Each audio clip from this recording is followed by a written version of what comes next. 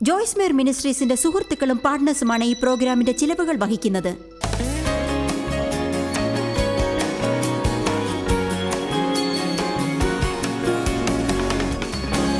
മറ്റൊരാൾക്ക് വേണ്ടി എന്തെങ്കിലും ചെയ്യുന്നതിനേക്കാൾ കൂടുതൽ സന്തോഷം എനിക്കൊന്നുമില്ല. പക്ഷേ ഞാൻ എനിക്കായി കാര്യങ്ങൾ ചെയ്യണമെന്നും എനിക്കറിയാം. സമീകൃതതയെക്കുറിച്ച് നിങ്ങൾക്കറിയാമോ? നമുക്ക് 1 പത്രോസ് 5:8 നോക്കാം.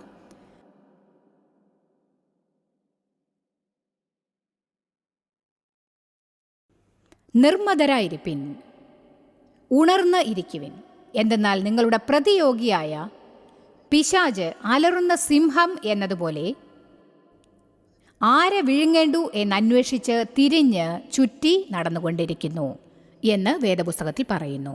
ഈ വചനം ഏറ്റവും പ്രധാനപ്പെട്ടതാണെന്ന് ഞാൻ കരുതുന്നു. ഞാൻ ഈ വചനം 35 വർഷം മുൻപ് വേദപുസ്തകം ആദ്യമായി ഗൗരവമായി പഠിക്കാൻ തുടങ്ങിയപ്പോൾ അതിൽ കണ്ടതാണ്. കാര്യങ്ങൾ സമീകൃതമായി വയ്ക്കുക എന്നതാണ് നമ്മുടെ മുൻപിൽ നിൽക്കുന്ന ഏറ്റവും വലിയ വെല്ലുവിളികളിൽ ഒരു കാര്യം. നമുക്ക് സമീകൃതത തെറ്റുമ്പോഴെല്ലാം നമുക്ക് കൂടുതൽ ഉണ്ടാവുന്നു. കൂടുതൽ എന്നത് സാത്താൻ്റെ മൈതാനമാണ്. നിങ്ങൾ എന്തെങ്കിലും കൂടുതൽ ചെയ്യുമ്പോഴെല്ലാം, അഥവാ എന്തെങ്കിലും വേണ്ടത്ര ചെയ്യാതിരിക്കുമ്പോൾ എന്തെങ്കിലും ഒന്ന് അധികമാവും. വേണ്ടത്ര കഴിച്ചില്ലെങ്കിൽ അത് പ്രശ്നമാണ്. കൂടുതൽ കഴിച്ചാൽ അതൊരു പ്രശ്നമാവും. നിങ്ങൾ കൂടുതൽ പണം ചിലവാക്കിയാൽ അത് പ്രശ്നമാവും. നിങ്ങൾ പണമൊന്നും ചിലവാക്കിയില്ലെങ്കിലും അത് പ്രശ്നമാവും. നിങ്ങൾ വൃത്തിയും വെടിപ്പുമുള്ളവരാണെങ്കിൽ എല്ലായ്പ്പോഴും അലക്കി പോളിഷ് ചെയ്ത് തേച്ചുകൊണ്ടേയിരിക്കും. ആർക്കും നിങ്ങളുടെ വീട്ടിൽ നിൽക്കാനും ശ്വസിക്കാനും സാധിക്കുകയില്ല. അതും ഒരു പ്രശ്നം തന്നെയാണ്. എന്നാൽ നിങ്ങൾ ഒരിക്കലും വീട് വൃത്തിയാക്കിയില്ലെങ്കിൽ അതും പ്രശ്നമാണ്. ഞാൻ എന്തിനെക്കുറിച്ചാണ് പറയുന്നതെന്ന് എത്ര പേർക്ക് മനസ്സിലായി? നിങ്ങളുടെ ജീവിതത്തിലെ എല്ലാ തുറകളിലും സമീകൃതത പാലിക്കുക. നിങ്ങൾ വ്യായാമം ചെയ്യണമെന്ന് എനിക്ക് തോന്നുന്നു, പക്ഷേ കൂടുതൽ വ്യായാമം ചെയ്യാൻ പാടില്ല. നിങ്ങൾ വേദപുസ്തകം വായിക്കണം എന്ന് ഞാൻ കരുതുന്നു. സാധിക്കുമെങ്കിൽ നിങ്ങൾ ബൈബിൾ സ്റ്റഡി ഗ്രൂപ്പിൽ ചേരണമെന്ന് ഞാൻ കരുതുന്നു. പക്ഷേ അതും അളവിലധികം ചെയ്യാൻ സാധിക്കും. ചിലർ കൂടുതൽ ആത്മീയതയിലേക്കും, പക്ഷേ ലൗകിക കാര്യങ്ങൾ ഒരല്പം പോലും ചെയ്യുകയുമില്ല. അവരുടെ തലമേഘങ്ങൾക്കുള്ളിലായിരിക്കും. അവരെപ്പോഴും സ്വോത്രം ദൈവമേ ഹല്ലേലൂയ എന്ന് ഉച്ചരിച്ചുകൊണ്ട് കറങ്ങിക്കൊണ്ടിരിക്കും. അവരാരെയും ഒരിക്കലും സഹായിക്കാനും തയ്യാറല്ല. ആത്മീകമാണെന്ന് തോന്നുന്നത് ചെയ്യും. സമീകൃതതയോടെ ഇരിക്കുന്നത് എങ്ങനെയെന്ന് നാം പഠിക്കണം. ദൈവം നമ്മുടെ ഓരോ വശങ്ങളെക്കുറിച്ചും ചിന്തിക്കുന്നു. നിങ്ങൾക്കൊരു ഭൗതിക ശരീരമുണ്ട്, അതിനെ നിങ്ങൾ പരിപാലിക്കണം. നിങ്ങൾക്ക് കിട്ടിയതിനെ നിങ്ങൾ തളർത്തിയാൽ ലോകത്തിലെ ഒരു മെഷീനും അകത്ത് കിടക്കാൻ സാധിക്കില്ല. കടയിൽ പോയി മറ്റൊരെണ്ണം വാങ്ങിക്കാനും കിട്ടില്ല. ഇത് നിങ്ങൾ മനസ്സിലാക്കണം. നിങ്ങൾ മനസ്സിലാക്കേണ്ട ഒരു കാര്യം ഇതാണ്: നിങ്ങൾ നിങ്ങളെ സംരക്ഷിക്കുകയാണെങ്കിൽ അതിന് സമയവും അധ്വാനവും പണവും നിക്ഷേപിക്കേണ്ടി വരും. അതിനെക്കുറിച്ച് നിങ്ങൾക്ക് കുറ്റബോധം തോന്നാൻ പാടില്ല. എനിക്കെന്നെ നോക്കാൻ സമയമില്ല, അതിനെനിക്കൊട്ടും സമയമില്ല. ഇന്ന് ഞാൻ നിങ്ങളുടെ മമ്മയെപ്പോലെ ചില ഉപദേശങ്ങൾ നൽകാൻ പോവുകയാണ്. നിങ്ങൾ ചില കാര്യങ്ങൾ പരിപാലിക്കണം. ചർമ്മം, പല്ല്, മുടി സംരക്ഷിക്കണം. നിങ്ങളുടെ നഖങ്ങൾ. നിങ്ങൾ വ്യായാമം ചെയ്യണം. നല്ല തരമുള്ള ഭക്ഷണം ലഭിക്കാൻ നിങ്ങൾ നിക്ഷേപിക്കണം. അല്ലാതെ എപ്പോഴും തിരക്കിട്ടുകൊണ്ട് എവിടെയെങ്കിലും വണ്ടി ഓടിച്ചു പോയി നിർത്തി കഴിക്കാൻ മാത്രമേ സമയം അനുവദിക്കുന്നുള്ളൂവെങ്കിൽ അതിലൊരു പോഷകവും ഉണ്ടാവില്ല. പോഷകമൂല്യം കിട്ടില്ല. അതിൽ നിങ്ങൾക്ക് ഒരു നന്മയും ഉണ്ടാക്കാത്ത പല വസ്തുക്കളും നിറച്ചും ഉണ്ടാവും. ജനങ്ങൾക്ക് അസുഖം തോന്നുന്നതിൽ അതിശയോക്തിയില്ല. നാം എന്താണ് ശരീരത്തിൽ നിറയ്ക്കുന്നത് എന്നതിനെക്കുറിച്ച് ആശയമുണ്ടെങ്കിൽ നന്നായിരുന്നു. പോഷകങ്ങളെക്കുറിച്ചൊരു നല്ല പുസ്തകം വായിക്കുക. നിങ്ങളുടെ ശരീരത്തിൽ നിറയ്ക്കുന്നത് എന്താണെന്നതിനെക്കുറിച്ച് മനസ്സിലാക്കുക. ചില ലേബൽസ് വായിച്ച് സ്വയം ചോദിക്കൂ, ഞാൻ ഇതെൻ്റെ ശരീരത്തിനകത്ത് നിറയ്ക്കണമോ? നല്ല തരമുള്ള ആഹാരത്തിന് സമയമെടുക്കുക. നല്ല സാധനങ്ങൾക്കായി കൂടുതൽ പണം മുടക്കുക. അതാണ് നിങ്ങൾ ചെയ്യേണ്ടത്. നിങ്ങളെന്താണ് ഇങ്ങനെ നോക്കുന്നത്? യേശുവിനും ഇതിനും തമ്മിൽ എന്താണ് ബന്ധം?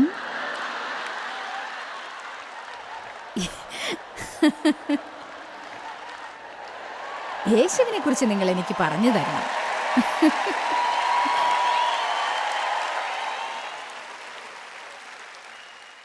ഇതാണ് നമ്മുടെ ഏറ്റവും വലിയ പ്രശ്നം. ഒരു സ്ഥലത്തിരുന്നു കൊണ്ട് യേശുവേ യേശുവേ യേശുവേ, നമ്മളൊരല്പം പോലും ജ്ഞാനം ഉപയോഗിക്കുന്നില്ല. നമുക്ക് കോമൺ സെൻസ് ഇല്ല. നമ്മൾ ബമ്പർ സ്റ്റിക്കേഴ്സ് ഒട്ടിക്കുന്ന ക്രിസ്തീയ ആഭരണങ്ങൾ ദേഹം മുഴുവനും തൂക്കിയിട്ടുകൊണ്ട് എല്ലായിടത്തും പോകും. നമുക്ക് ഭ്രാന്താണെന്ന് എല്ലാവരും കരുതുന്നു.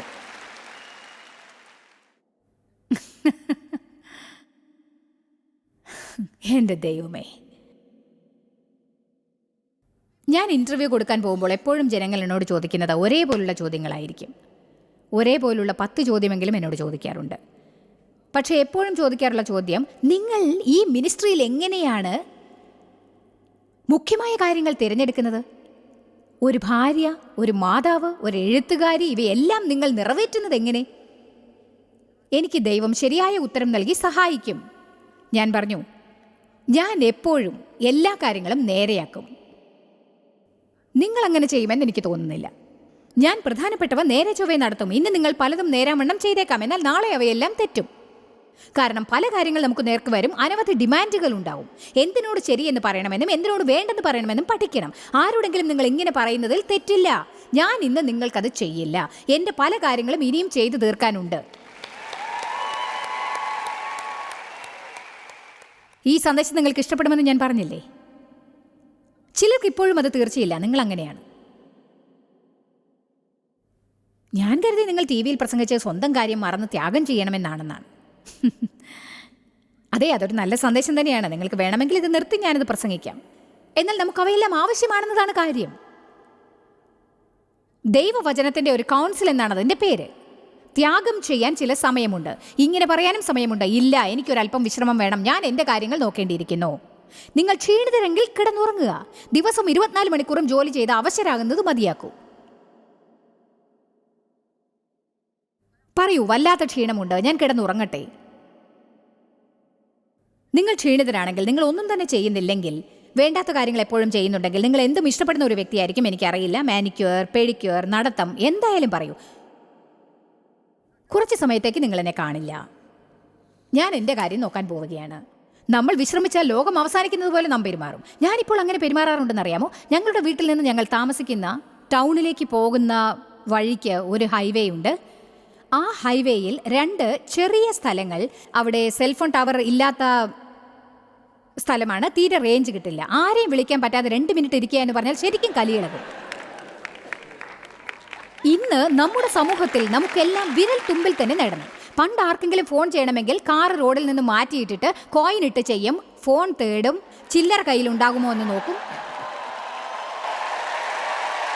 ഇതെല്ലാം ഞാൻ ഓർക്കുന്നു. നാം ചില കാര്യങ്ങൾ എപ്പോഴും നേരെയാക്കേണ്ടി വരും. ഒരു കാര്യം ആർക്കും പറയാനാവില്ലെന്ന് എനിക്ക് നന്നായിട്ട് അറിയാം. എൻ്റെ ജീവിതത്തിലെല്ലാം സമീകൃതതയിലാണുള്ളത്. ഞാൻ ഒരിക്കലും സമീകൃതത ലംഘിക്കാറില്ല. നമ്മളെല്ലാവരും സമീകൃതത തെറ്റുന്ന അപകടത്തിലാണ്. ഇന്ന് നമ്മെ നോക്കി അനേകം കാര്യങ്ങൾ വരുന്നുണ്ട്. നമുക്ക് സെൽഫോൺസ് ഉണ്ട്, ഇൻ്റർനെറ്റ്സ് ഉണ്ട്. ജനങ്ങൾക്ക് 24 മണിക്കൂറും നമ്മളെ വിളിക്കാം. നമുക്ക് ധാരാളം ചുമതലകളുണ്ട്. ഈ ലോകം തികച്ചും വ്യത്യസ്തമായ സ്ഥലമാണ്. ഒടുവിൽ ഞാൻ എന്താണ് തീരുമാനിച്ചതെന്ന് അറിയാമോ? ലോകം മാറില്ല, അതിനാൽ ഞാൻ മാറും. ലോകം മാറാൻ വേണ്ടി നിങ്ങൾ കാത്തിരിക്കുകയാണെങ്കിൽ അതൊരിക്കലും നടക്കാൻ പോകുന്നില്ല. അതിനാൽ നിങ്ങൾ മാറണം. ഒരു കാര്യം നിങ്ങൾ ഉറപ്പാക്കണം, നിങ്ങളുടെ ജീവിതത്തിൽ എവിടെയോ നിങ്ങൾ അവിടെ ഉണ്ട്. എന്നിട്ട് നിങ്ങൾ ചെയ്യാൻ ഇഷ്ടപ്പെടുന്ന ചില കാര്യങ്ങൾ ചെയ്തുകൊണ്ടിരിക്കുന്നു. ജീവിതത്തിന്റെ അവസാനത്തിലെത്തുമ്പോൾ ഞാൻ ഒരിക്കലും സന്തോഷിച്ചിട്ടില്ലെന്ന് പറയുന്നത് എന്തുമാത്രം ശോചനീയമാണ്. ഞാനിത് മനസ്സിലാക്കിയപ്പോൾ അന്ന് ഏകദേശം എനിക്കൊരു 50ഓളം പ്രായമുണ്ടായിരുന്നു. എനിക്കൊരു കുട്ടിക്കാലം ഉണ്ടായിരുന്നില്ല. ആ കാലം മുഴുവനും എൻ്റെ അച്ഛൻ എന്നെ പീഡിപ്പിച്ചു. അതിനാൽ എനിക്ക് ബാല്യകാലം ഇല്ലാതെ പോയി. എൻ്റെ ഉള്ളിൽ ആരോഗ്യമുള്ള ഒരു കുട്ടിത്വം ഉണ്ടായിരുന്നില്ല. അതിനാൽ ഞാൻ ചുമതലാബോധമുള്ള ഒരു യുവതിയായിട്ടാണ് വളർന്നത്. ജോലി ജോലി ജോലി ജോലി ജോലി. ഞാൻ ഒരു കാര്യം പറയട്ടെ, ദൈവത്തിന് എന്തും വീണ്ടെടുക്കാൻ കഴിയും. ഇന്ന് എനിക്ക് 68 വയസ്സുണ്ട്. ഞാൻ അടിച്ചു പൊളിക്കുന്നു.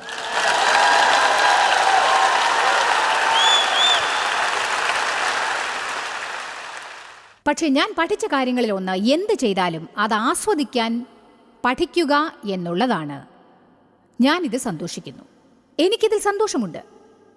ലഞ്ച് കഴിക്കാൻ പോകുന്നതിൽ ആസ്വദിക്കുന്നു. ഉച്ചയ്ക്ക് ഞാൻ ഉറങ്ങാൻ പോകുന്നതിൽ സന്തോഷിക്കുന്നു. രാത്രി തിരിച്ചു വരുന്നതിൽ സന്തോഷിക്കുന്നു. ഞാൻ ചെയ്യുന്ന എല്ലാം സന്തോഷിക്കുന്നു. ഞാൻ കരുതാറുണ്ട്, ഇത് ഞാൻ ചെയ്തു കഴിഞ്ഞാൽ എനിക്കത് ആസ്വദിക്കാനാവുമെന്ന്. ഞാനിത് ചെയ്തു കഴിയുകയാണെങ്കിൽ അഥവാ ഞാൻ അപ്പോൾ സന്തോഷിക്കുന്നതാണ്, അഥവാ ഞാൻ അപ്പോൾ തീർച്ചയായും സന്തോഷിക്കും. ആരെങ്കിലും ഇപ്പോൾ സന്തോഷിക്കുന്നെങ്കിലോ? ആരെങ്കിലും ഇങ്ങനെ പറഞ്ഞാലോ, ഞാനിപ്പോൾ സന്തോഷിക്കുന്നു, ഞാനിത് സന്തോഷിക്കാൻ പോകുന്നു. മറ്റുള്ളവർക്ക് വേണ്ടി പ്രവർത്തിക്കുന്നത് മതിയാക്കി എല്ലാം ദൈവത്തിനായി ചെയ്യാൻ തുടങ്ങണമെന്ന് ഞാൻ നിങ്ങളെ പഠിപ്പിക്കുകയാണ്.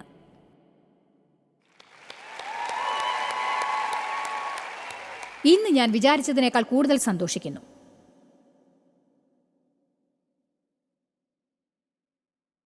നിങ്ങളിൽ ചിലർ കുറെ കാലമായി ഏതാനും ചെറിയ അടിസ്ഥാനപരമായ കാര്യങ്ങൾ നിഷേധിച്ചിരിക്കുകയാണ്. എന്നിട്ടിപ്പോൾ രക്തസാക്ഷിയെ പോലെ കരുതുന്നു. ഞാൻ ഇന്ന് നിങ്ങളോട് പറയുകയാണ്, ആ വസ്തുത നിങ്ങൾ ഉപേക്ഷിക്കേണ്ടതാകുന്നു. ഇങ്ങനെ പറഞ്ഞുകൊണ്ട് ഉപേക്ഷിക്കുക. എന്നെ സന്തോഷിപ്പിക്കേണ്ടത് ആരുടെയും ജോലിയല്ല, അതെനിക്കും ദൈവത്തിനും തമ്മിലുള്ള വ്യവസ്ഥയാണ്. എനിക്ക് എന്തെങ്കിലും വേണമെങ്കിൽ ഞാൻ അതിനായി പ്രാർത്ഥിക്കും. മറ്റാരും അതെനിക്ക് തരുന്നില്ലെങ്കിൽ ദൈവം എനിക്കതിന് അനുവാദം നൽകും. ഞാൻ എന്നെ അതിനായി നൽകും. ദാസന്മാരെ, ജഡപ്രകാരമുള്ള യജമാനന്മാരെ സകലത്തിലും അനുസരിപ്പിൻ, മനുഷ്യരെ പ്രസാദിപ്പിക്കുന്നവരെ പോലെ ദൃഷ്ടിസേവകളാൽ അല്ല, പകരം കർത്താവിനെ ഭയപ്പെട്ട് ഹൃദയത്തിൻ്റെ ഏകാഗ്രതയോടെ അത്രേ അവനെ അനുസരിക്കേണ്ടത്. അത് കുളിമുറി വൃത്തിയാക്കുന്നതായാലും, അല്ലെങ്കിൽ അതൊരു കമ്പനിയുടെ CEO ആയിരുന്നാലും, കുട്ടികൾക്ക് വേണ്ടി കളിക്കാറുകൾ ഓടിക്കുന്നതായാലും, പുല്ല് ചെത്തുന്നതായാലും, കാറിൻ്റെ ഓയിൽ മാറ്റുന്നതായാലും ശരി, നിങ്ങൾ ചെയ്യുന്നത് എന്ത് ജോലിയായാലും അത് മനുഷ്യരെ പ്രസാദിപ്പിക്കുന്നവരെ പോലെ അല്ലാതെ കർത്താവിന് വേണ്ടി നിങ്ങൾ ചെയ്യുവിൻ എന്ന് പറയുന്നു.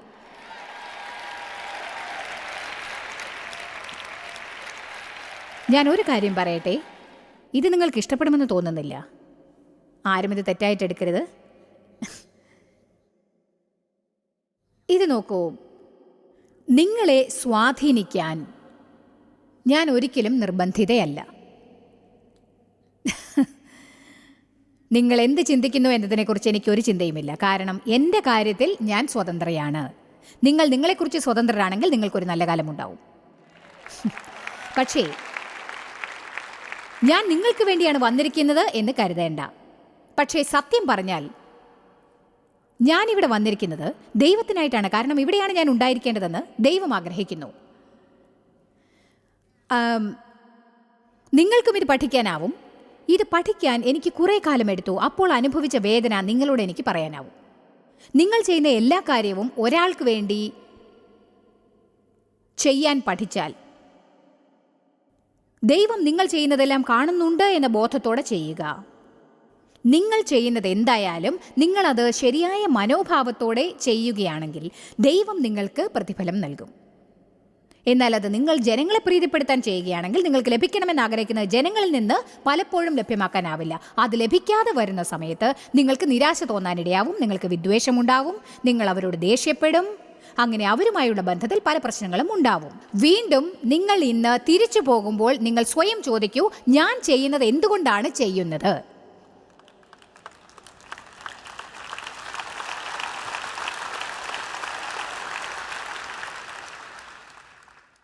ഞങ്ങളോടൊത്ത് പ്രവർത്തിക്കുന്നവരോട് ഞാൻ പറയാറുണ്ട്, നിങ്ങളിവിടെ ജോലി ചെയ്യുന്നത് ശമ്പളത്തിന് വേണ്ടിയാണെങ്കിൽ ഒരിക്കലും നിങ്ങൾക്ക് സന്തോഷിക്കാനാവില്ല.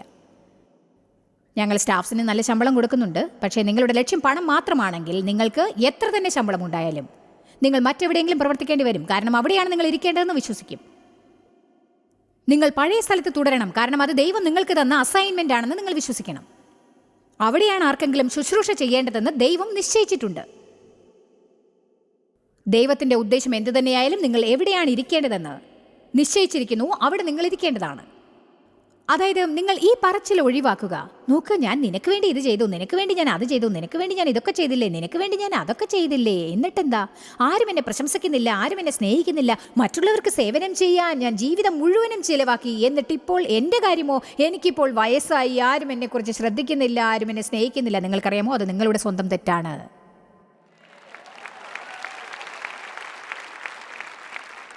ഞാൻ വിചാരിക്കുന്നത് പോലെ നിങ്ങൾക്ക് സന്തോഷമേ ഇല്ലല്ലോ.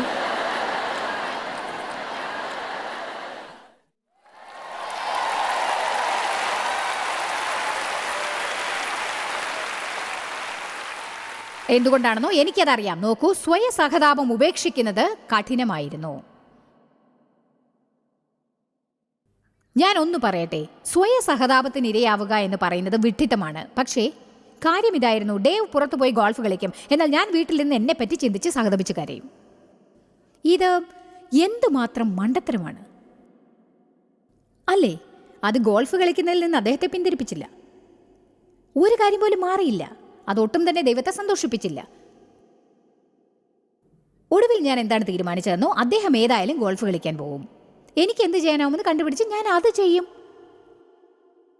അദ്ദേഹത്തോട് പോയിക്കൊള്ളാൻ പറയും. പോ പോ പോ. ഞങ്ങൾ നന്നായി ജീവിക്കുന്നു. ഞാനൊന്നു പറയട്ടെ, നിങ്ങൾ കുറേ കാലമായി വിവാഹിതരാണെങ്കിൽ ഇത്തരം കാര്യങ്ങൾക്ക് വേണ്ടി വഴക്കിടുന്നതിൽ ഒരു പ്രയോജനവുമില്ല എന്ന് കണ്ടുപിടിച്ചിട്ടുണ്ടാവും. എനിക്ക് ദേഷ്യം പിടിച്ചിരുന്ന പല സംഗതികളും ഇന്ന് തമാശയായിട്ടാണ് എനിക്ക് തോന്നുന്നത്.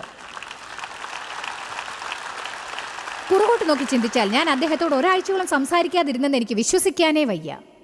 ഞാൻ അതിനെക്കുറിച്ച് വലിയൊരു പ്രഹസനം തന്നെ ഉണ്ടാക്കിയിരുന്നു. ഇന്ന് ഞാനും ഡേവും ശരിക്കും അടിച്ചു പൊളിക്കുന്നു. അദ്ദേഹം നല്ല തമാശക്കാരനാണ്. വയസ്സാകും തോറും നിങ്ങൾ തമാശകൾ പലതും ചെയ്യും. പ്രത്യേകിച്ച് എപ്പോഴും എല്ലാ കാര്യങ്ങളും ഓർക്കാൻ സാധിച്ചില്ലെന്നും വരാം.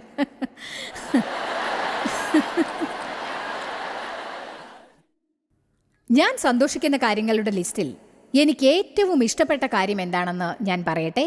എൻ്റെ ഭർത്താവിന് ഞാൻ സന്തോഷിക്കുന്നു. ഞാൻ ഒരു കാര്യം പറയട്ടെ, വേദപുസ്തകം പറയുന്നു ഭാര്യ ഭർത്താവിൽ സന്തോഷിക്കണമെന്ന്. അല്ലാതെ അദ്ദേഹത്തെ മാറ്റി, അദ്ദേഹത്തിൻ്റെ ഫാഷൻ മാറ്റി, രൂപാന്തരപ്പെടുത്തി, മരിക്കുന്നത് വരെ അദ്ദേഹത്തെ കുത്തി കുത്തി ശല്യപ്പെടുത്തി വീട്ടിൽ വരാൻ തോന്നാത്തതുപോലെ ആക്കണമെന്നല്ല. അദ്ദേഹത്തെ ആസ്വദിക്കുക. നിങ്ങളിൽ ചിലരെ എനിക്കറിയാം, നിങ്ങൾക്ക് ഈ കെട്ടിടം മുഴുവനും ഓടണമെന്ന് ആഗ്രഹമുണ്ടാവും. നിങ്ങൾ എന്തിനെക്കുറിച്ചാണ് പറയുന്നത് മനസ്സിലാവുന്നുണ്ടോ? ഞാൻ വിവാഹം കഴിച്ച ആളെ പറ്റി നിങ്ങൾക്ക് അറിയില്ല. നിങ്ങൾക്ക് അവിടെ ഇരുന്നുകൊണ്ട് പറയാൻ എളുപ്പമാണ് ബാ ബാ ബാ ബാ ബാ ബാ ബാ ബാ എന്ന്.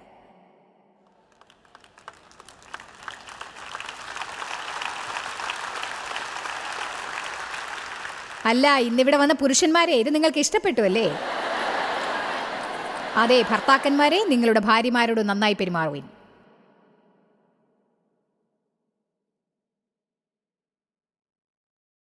ദൈവത്തിനെന്ന പോലെ അവരെ സേവിപ്പിൻ. നിങ്ങൾ ദൈവത്തിനായി രഹസ്യമായി ചെയ്യുന്നതിലെല്ലാം അവൻ നിങ്ങൾക്ക് പരസ്യമായി പ്രതിഫലം നൽകും. പക്ഷെ ഞാൻ ഒന്ന് പറയട്ടെ, ഞാൻ നിങ്ങളോട് പ്രധാനപ്പെട്ട ഒരു കാര്യം പറയാം. ഇതൊരു വലിയ കാര്യമാണ്, ഇത് ഏറ്റവും വലിയതാണ്. നിങ്ങൾ ആർക്കെങ്കിലും വേണ്ടി എന്തെങ്കിലും ചെയ്യുമ്പോൾ അതിനെക്കുറിച്ച് പരാതി പറഞ്ഞാൽ നിങ്ങളുടെ പ്രതിഫലം നഷ്ടമാവും.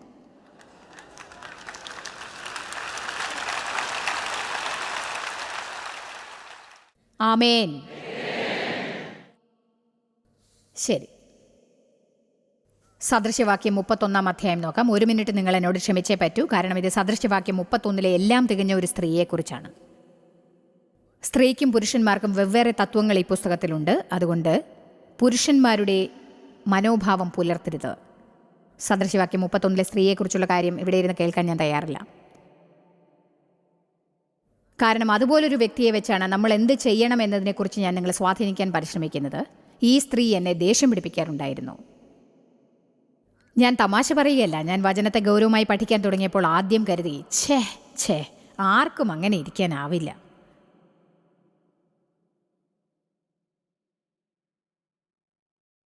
ശരി, ആദ്യമായി 10-ാം വാക്യം, ഇത് പുരുഷന്മാർക്കുള്ളതാണ്. സാമർഥ്യമുള്ള ഒരു ഭാര്യയെ ആർക്ക് കിട്ടും? അങ്ങനെയുള്ളവളെ ആർക്കാണ് ലഭിക്കുക? അവൾക്ക് മുത്തുകളെക്കാളും ആഭരണങ്ങളെക്കാളും ഏറ്റവും അധികം വിലയുണ്ടായിരിക്കും. നിങ്ങൾക്കൊരു നല്ല ഭാര്യയെ കിട്ടിയിട്ടുണ്ടെങ്കിൽ അവളെ നിങ്ങൾ പ്രശംസിക്കണം. അവളെ പ്രശംസിക്കണം, അവളെ പ്രശംസിക്കണം, അവളെ പ്രശംസിക്കണം. ആമേൻ. അവളുടെ വില മുത്തുകളിലും ഏറും. ഭർത്താവിൻ്റെ ഹൃദയം അവളെ വിശ്വസിക്കുന്നു. അവൻ്റെ ലാഭത്തിന് ഒരു കുറവും ഉണ്ടാവുകയില്ല. ആ സത്യം അവനെ ചീത്തയാക്കാൻ ഇടയാക്കുകയുമില്ല. കൂടാതെ ഇവിടെ പറയുന്നു, അവൾ തൻ്റെ ആയുഷ്കാലമൊക്കെയും അവന് തിന്മയല്ല നന്മയത്രേ ചെയ്യുക. സ്ത്രീകളെ, ദിവസവും ഒരു പ്രാവശ്യമെങ്കിലും നിങ്ങൾ ഭർത്താവിനെ പ്രശംസിക്കുമെന്നൊരു ഉടമ്പടി എടുക്കേണ്ടതാണ്.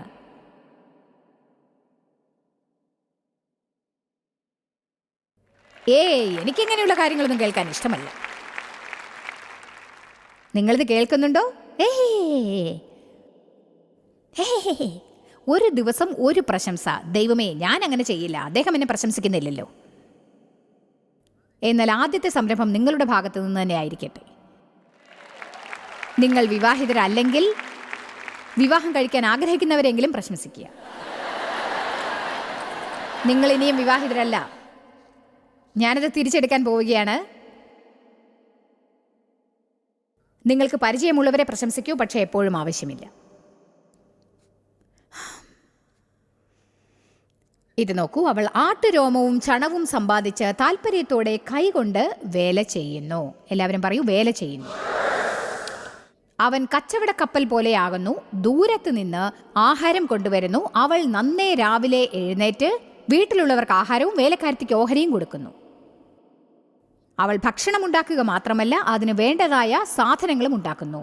അവൾ രാവിലെ എഴുന്നേറ്റ് ദൈവത്തെ അന്വേഷിച്ച് പ്രാർത്ഥിച്ച് മറ്റെന്തെങ്കിലും ചെയ്യുന്നതിന് മുൻപായി ദൈവത്തോടൊത്ത് സമയം ചിലവാക്കുന്നു. ഞാൻ നിങ്ങളോട് ഇത് പറയുന്നു എന്നേ ഉള്ളൂ. നിങ്ങൾ ദൈവത്തോട് എപ്പോഴാണ് സമയം ചിലവാക്കേണ്ടതെന്ന് ഒരു നിയമം ഉണ്ടാക്കിയല്ല. ചിലർ അതിരാവിലെ എഴുന്നേൽക്കുന്നവരല്ല എന്നും മറ്റും എനിക്കറിയാം. എന്നാൽ ഞാൻ ഒരു കാര്യം പറയട്ടെ, നിങ്ങൾ ദിവസവും അതിരാവിലെ ഏറ്റവും ആദ്യം ദൈവത്തോടൊത്ത് 30 മിനിറ്റ് നേരം ചിലവാക്കും എന്ന് ഒരു തീരുമാനമെടുക്കുക. അവനുമായി കൂട്ടായ്മയുണ്ടാവണം, സംസാരിക്കണം, പ്രാർത്ഥിക്കണം, വായിക്കണം, സംഗീതം കേൾക്കണം, ആരാധിക്കണം. എന്നാൽ അത് നിങ്ങളുടെ ജീവിതം മുഴുവനായി മാറ്റും എന്ന് ഉറപ്പാണ്.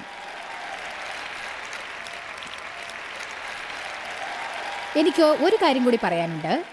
നിങ്ങളുടെ ഷെഡ്യൂളിൽ ദൈവത്തിനായി സമയം ഒതുക്കിയില്ലെങ്കിൽ അത് ഗൗരവമായ പ്രശ്നമാണ്.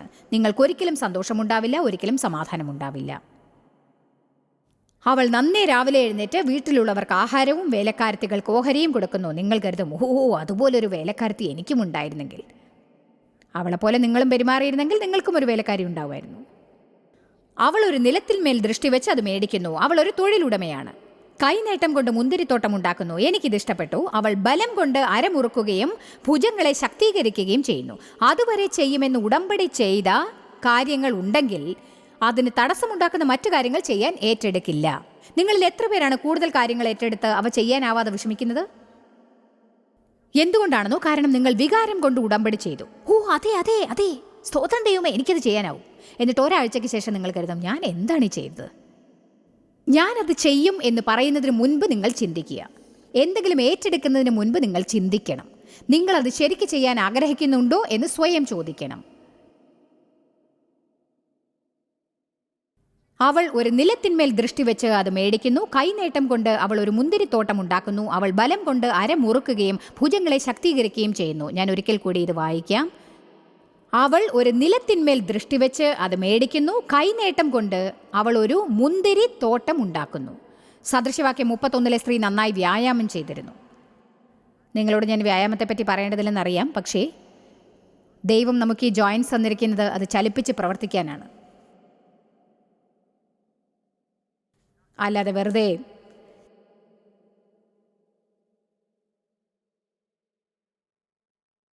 അവൾ ഭുജങ്ങളെ ശക്തീകരിക്കുകയും ചെയ്യുന്നു. എനിക്ക് മസിൽസ് കാണിക്കാൻ ഇഷ്ടമാണ്. ഓക്കെ, തൻ്റെ വ്യാപാരം ആദായമുള്ളത് എന്ന് അവൾ ആഗ്രഹിക്കുന്നു. ഇത് നിങ്ങൾ കണ്ടോ? ഇത് കാണാതിരിക്കാൻ വഴിയില്ല. 18 വാക്യം, തൻ്റെ വ്യാപാരം ആദായമുള്ളതെന്ന് അവൾ കാണുന്നു. അവൾ ആർക്ക് വേണ്ടിയാണ് ചെയ്തത്? ദൈവത്തോടും ദൈവത്തിനായും. ദൈവത്തോട് ദൈവത്തിനായും. അവളത് കുടുംബത്തിനായി ചെയ്യുന്നു എന്ന് പറഞ്ഞിട്ടില്ല. അവൾ ശമ്പളത്തിന് വേണ്ടി ചെയ്തതായും പറയുന്നില്ല. ബോസ് അവളെക്കുറിച്ച് സന്തോഷിക്കുമെന്ന് കരുതി അവൾ അത് ചെയ്തിട്ടില്ല. അവൾ ദൈവത്തോടു കൂടി ദൈവത്തിനായി പ്രവർത്തിച്ചു. അത് നല്ലതാണ്. അവളുടെ വിളക്ക് രാത്രിയിൽ കെട്ടുപോയതുമില്ല, അത് തുടർന്ന് കത്തിക്കൊണ്ടിരിക്കുന്നു. കഷ്ടം, വേദന, അതുപോലെ അവൾക്ക് പ്രശ്നങ്ങൾ ഉണ്ടായിരുന്നപ്പോഴും അവളുടെ വീടും അവളുടെ ജീവിതവും പ്രകാശപൂരിതമായിരുന്നു. അവളുടെ വിളക്ക് കെടാതിരുന്നു. കാരണം പ്രശ്നങ്ങളിലൂടെ കടക്കാൻ ആവശ്യമായ ശക്തി അവൾ നേടിക്കഴിഞ്ഞിരുന്നു. അവൾ വിടുതലയ്ക്ക് കൈനീട്ടുന്നു. അവളുടെ വിരൽ കതിർ പിടിക്കുന്നു. എന്നെ വിട്ടുകളയരുത്. അവൾ പാവപ്പെട്ടവർക്ക് തൻ്റെ കൈ തുറക്കുന്നു. അവൾ ദരിദ്രന്മാരുടെ അടുക്കലേക്ക് കൈനീട്ടുന്നു. അത് ശരീരം, മനസ്സ്, ആത്മാവ് ഏതായാലും അവൾ എങ്ങനെയുള്ളവളാണെന്ന് നിങ്ങൾക്ക് ഇതിൽ കാണാം. അവൾ ജനങ്ങളെ പ്രോത്സാഹിപ്പിക്കുന്നു. ജനങ്ങളെക്കുറിച്ച് അവൾ ചിന്തിക്കുന്നു. അവൾ പാവപ്പെട്ടവർക്ക് ദാനം ചെയ്യുന്നു. അവൾ ആദ്യം എന്താണ് ചെയ്തത്? അവൾ തന്നെ പരിപാലിക്കുകയുണ്ടായി. അവൾ രാവിലെ എഴുന്നേറ്റു. ആത്മീകമായി ശക്തിയാണ്. അവൾ വ്യായാമം ചെയ്തു. അവൾ ചില ഭക്ഷണങ്ങൾ തയ്യാറാക്കി. അവൾ ആസ്വദിച്ച് ചില കാര്യങ്ങൾ ചെയ്തു. 1 സെക്കൻഡ് കൊണ്ട് നിങ്ങൾക്ക് വേറൊന്ന് കാണാം. അവൾ വളരെ മനോഹരമായ വസ്ത്രങ്ങൾ ഉണ്ടാക്കി. 21 വാക്യം, തൻ്റെ വീട്ടുകാരെ ചൊല്ലി അവൾ ഹിമത്തെ പേടിക്കുന്നില്ല. അവളുടെ വീട്ടിലുള്ളവർക്കൊക്കെയും ചുവപ്പ് കമ്പിളിയുണ്ടല്ലോ. ഇത് യേശുവിൻ്റെ രക്തത്തെ സൂചിപ്പിക്കുന്നു. അവൾ തനിക്ക് വേണ്ടി പരവതാനി, നിങ്ങൾ കണ്ടില്ലേ? അവൾക്ക് വേണ്ടി, മറ്റുള്ളവർക്കെല്ലാം വേണ്ടിയല്ല, പകരം അവൾക്ക് വേണ്ടി പരവതാനി ഉണ്ടാക്കുന്നു. ശതപടവും ധൂമ്രവസ്ത്രവും അവളുടെ ഉടുപ്പ്. ഇത് ദേവാലയത്തിലെ പുരോഹിതൻ ധരിക്കുന്ന വസ്ത്രത്തെ പോലെയുള്ളതാണ്. ഞാനൊരു അടിക്കുറിപ്പ് എഴുതി. അവൾ നന്നായി വസ്ത്രം ധരിച്ചു. നല്ല വസ്ത്രധാരണം, നല്ല ഷോപ്പിംഗ് നടത്തി. ദേശത്തിലെ മൂപ്പന്മാരോട് കൂടെ ഇരിക്കുമ്പോൾ അവളുടെ ഭർത്താവ് പട്ടണവാതിൽക്കൽ പ്രസിദ്ധനാകുന്നു. ചിലപ്പോൾ ജനങ്ങൾ പറയുന്നത് കേട്ട് ഡേവ് ശരിക്കും മടുത്തിട്ടുണ്ടാവും എന്നെനിക്കറിയാം. നിങ്ങൾ ജോയ്സ് മേരിയുടെ ഭർത്താവല്ലേ? അദ്ദേഹം പറയും, അല്ല, അവൾ എൻ്റെ ഭാര്യയാണ്. പക്ഷേ അദ്ദേഹം കാര്യം വ്യക്തമാക്കുന്നു. അവൾ ക്ഷണം കൊണ്ട് അരക്കച്ചി ഉണ്ടാക്കുന്നു. വസ്ത്രങ്ങളല്ല, അടിവസ്ത്രങ്ങളല്ല.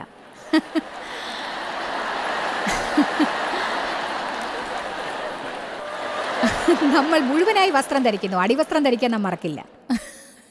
അവൾ ക്ഷണവസ്ത്രം ഉണ്ടാക്കി വിൽക്കുന്നു.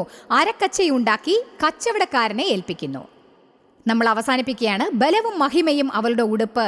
ഭാവിയെ ഓർത്ത് അവൾ പുഞ്ചിരിയിടുന്നു. അവളുടെ ഭാവി കാലം ശക്തവും സുരക്ഷിതവുമായിരിക്കുന്നു. 26 വാക്യം, അവൾ ജ്ഞാനത്തോടെ വായ തുറക്കുന്നു. ദയയുള്ള ഉപദേശം അവളുടെ നാവിന്മേൽ ഉണ്ടായിരിക്കും എന്നിവിടെ പറയുന്നു. പിന്നീട് പറയുന്നു, വീട്ടുകാരുടെ പെരുമാറ്റം അവൾ സൂക്ഷിച്ചു നോക്കുന്നു, വെറുതെ ഇരുന്ന് അഹോവൃത്തി കഴിക്കുന്നില്ല എന്ന്. ഹലോ, അവൾ ഇങ്ങനെയാണ്, ഞാൻ വെറുതെ ഇരുന്ന് സഹതപിക്കാൻ തയ്യാറല്ല. ഇത് എത്ര പേർക്ക് മനസ്സിലാക്കാനായി? അവൾ എന്താണ് ചെയ്തത്? അവൾ സമീകൃതത പാലിച്ചിരുന്നു.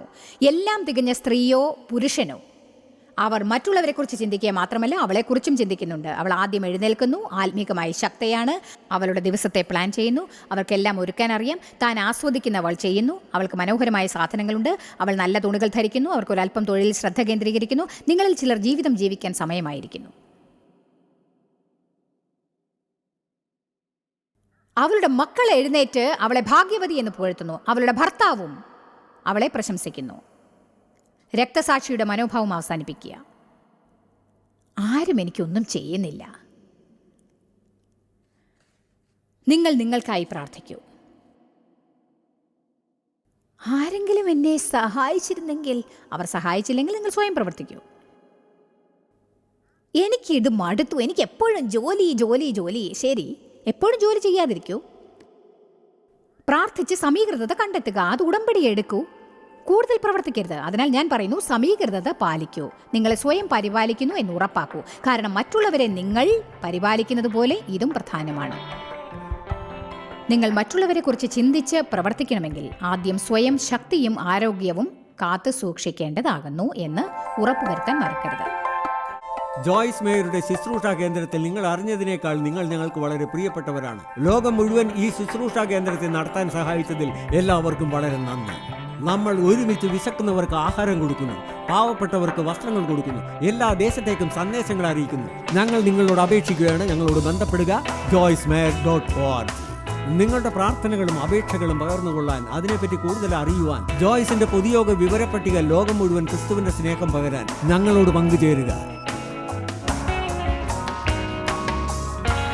ജോയ്സ് മേയർ മിനിസ്ട്രീസിന്റെ സുഹൃത്തുക്കളും പാർട്ട്നേഴ്സുമാണ് ഈ പ്രോഗ്രാമിന്റെ ചിലവുകൾ വഹിക്കുന്നത്.